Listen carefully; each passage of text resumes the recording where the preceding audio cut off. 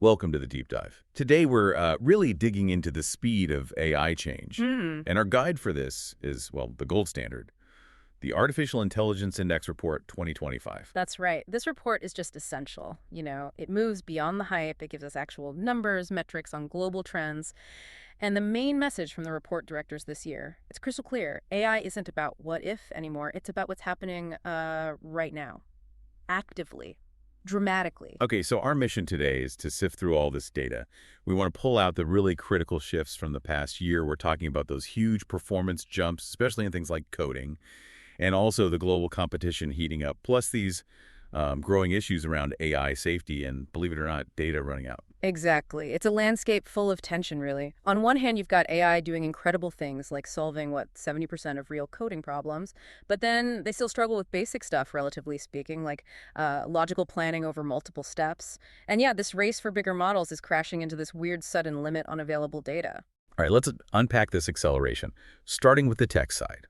If you need a quick snapshot of progress, just look at those super hard benchmarks, the ones introduced just last year specifically to challenge AI. Right. Well, they've kind of already been cracked, haven't they? The jumps in scores are just, wow, astonishing. Take multimodal reasoning, making sense of images, text, data, all together. On the MMMU benchmark, performance shot up nearly 19 percentage points. And for high-level knowledge, like professional stuff tested by GPQA, almost 49 percentage points higher. It really shows AI is quickly moving into areas we thought were, just for humans. But the stat that really jumps out, at least for me, is software engineering. We've talked about code automation for ages, but the speed here, it's just staggering. Think about the SW bench test. It uses real complex software bugs from GitHub. In 2023, AI could fix, what was it, just 4.4% of them. Right. And now, that number exploded, 71.7% in 2024. That's nearly a 16 times increase in 1 year. Practically, what does that mean? It means AI isn't just fixing typos anymore. It's handling tasks you'd give a junior, maybe even a mid-level developer. This isn't just tech news. It's a huge shift for, the job market in coding. Okay, so the tech is leaping forward. But who's driving this? Who's setting the pace? Geopolitically, the U.S. is still way ahead in the number of models produced. 40 notable models in 2024. China had 15, Europe just 3. Quantity, yeah. But that's only part of it. The report shows China is closing the quality gap really, really fast. On big benchmarks like MMLU for language, Human Eval for coding, the U.S. lead was double digits in 2023. This year, almost gone, near parity. Plus, it's not just a U.S.-China race anymore. We're seeing serious, powerful models coming out of the Middle East, Latin America, Southeast Asia. It's gone global. But even with all these gains, we keep bumping into that same wall. Complex reasoning, planning. Models can solve incredibly hard math problems now, like from the Math Olympiad, but ask them to plan out a sequence of actions, something requiring multiple steps, still really difficult. Yeah, and that raises big questions, right, about how far scaling alone can take us, and crucially, how reliable these autonomous AI agents can actually be. Look at PlanBench. It tests deep logical reasoning, needing at least 20 connected steps. Even a top model like O1 only solved about 23.6% of those problems. So AI can write amazing code, but if it can't reliably plan a complex project, true autonomy is still, limited. Which brings us neatly to section 2, the fuel. What's powering all this scale, Yeah. computation, and data, and the resources needed for the really cutting-edge AI. They're becoming astronomical. We've definitely crossed the line. Industry dominance is almost total now. Nearly 90% of the big notable models in 2024 came from industry labs. That's up sharply from 60% just the year before. Academia, open source, they're struggling to keep up. They just can't afford the compute costs. So how much compute are we actually talking about here if industry is dominating? Well, the amount of compute used for training these big models, it's doubling roughly every 5 months. Every 5 months. And if you remember that bigger scale usually means better performance, you see why only a few very wealthy companies can really compete at the absolute frontier. That sounds like it just can't last, Hmm. for everyone else anyway. But there's a strange twist in the hardware numbers, right?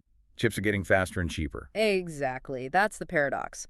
While the total compute needed is skyrocketing, the underlying hardware, the chips themselves, are getting way more efficient. Performance up 43% a year, costs down about 30% a year.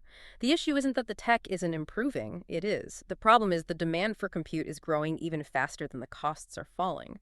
So power concentrates with those who can buy GPUs in massive volumes. And speaking of fuel, Hmm. Let's talk data, the stuff these models learn from. The report flags something really concerning for the long run here.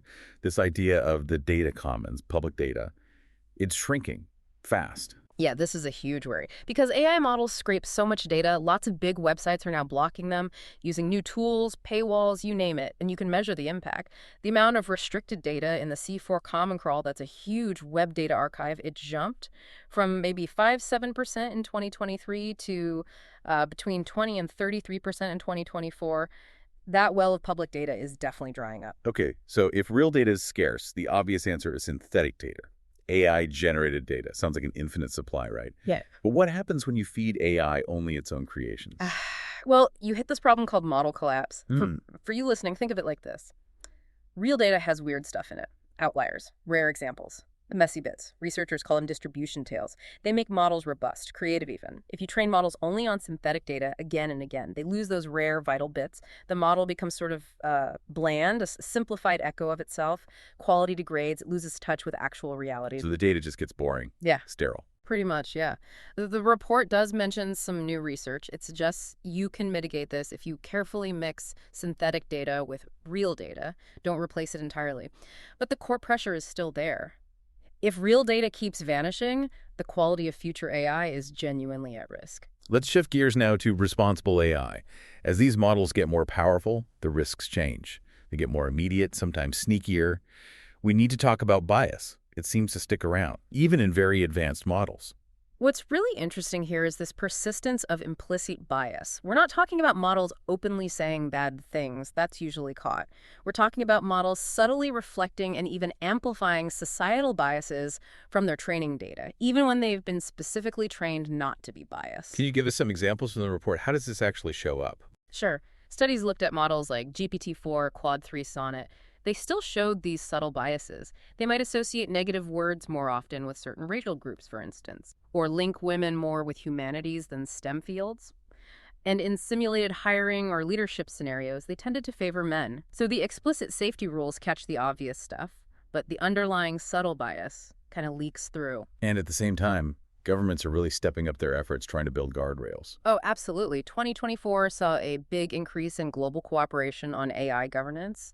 You had major frameworks coming out, the EU AI Act, OECD guidelines, UN initiatives. There's a clear global consensus that regulation is needed, like now, but the report contrasts this with what's happening in industry. While transparency scores are up a bit, models are disclosing more, actual standardized responsible AI testing still pretty rare among developers. So more talk about safety, but not necessarily consistent, rigorous checks. Okay, now let's look at the absolute cutting edge of risk. Agentic AI. These autonomous systems meant to act on their own. They bring totally new security headaches. The big worry here is something called shallow safety alignment. Basically, imagine the AI's safety check is like a bouncer who only looks at the first few words you say.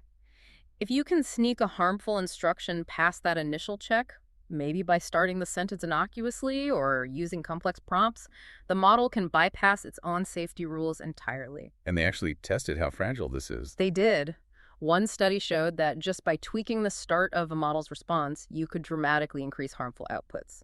It went from about 1.5% harmful responses, which is low, up to nearly 88%. And that was after just a few small adjustments. It shows how brittle current safety methods can be against targeted attacks. Wow. And it's not just one agent at risk. You mentioned infectious jailbreaks. That sounds bad. It is. The idea is that these agents might be connected in networks. Simulations showed that if you compromise just one agent, say, show it a specifically crafted bad image, that harmful behavior could spread like a virus through the network. In the tests, it spread exponentially, potentially infecting up to 1 million connected agents very quickly. It really underlines how hard it will be to secure complex systems with many interacting AIs. We also have to touch on politics. The report tracked AI's role in elections globally in 2024. Right. Lots of misinformation, right? Mm. Across many countries, many platforms. Things like deepfake robocalls, fake celebrity endorsements, and those AI images like the ones of fake potholes before the South African election. Yes, that was widespread. But here's the really crucial finding. The actual measurable impact of all that AI-driven misinformation, it seems unclear, possibly less than expected. Many experts thought it would be much more disruptive to elections than it actually turned out to be in practice. That's actually surprising. Yeah. a bit of a relief maybe. Why do you think that happened? Why didn't all that effort translate into bigger real-world effects? Well, the report suggests a few possibilities. Platforms might be getting better at catching it, detection tools are improving, but also maybe voters are just more skeptical now. Media literacy could be higher than we thought. People might be getting better at filtering out the noise, even AI-generated noise. The fear was huge, but perhaps the public is more resilient than predicted. Okay, let's wrap up by looking at where AI is making the biggest positive difference right now. Medicine and robotics seem key. The progress in science seems genuinely life-changing potential. Absolutely. Look at clinical knowledge. AI models are just soaring on those tests. The MedQA benchmark score improved by over 28 percentage points since late 2022. The top score hit 96%. That's basically mastering professional medical knowledge. And there was that study comparing AI to human doctors. That feels like a real turning point. It really does. A new study found GPT-4, just on its own, did better than doctors, even doctors using AI tools at diagnosing complex cases. That suggests AI might move from just being a helper tool to maybe a core part of diagnostics. And physically, robotics seems to be getting much more dexterous. Yeah, DeepMind's Aloha project showed robots doing really fiddly tasks. The report mentioned tying shoelaces, hanging up t-shirts neatly. So while the high-level planning might still be tricky, the actual physical manipulation is getting much better. And what about safety in the real world? Self-driving cars, for instance. Waymo's data provided some really strong evidence there.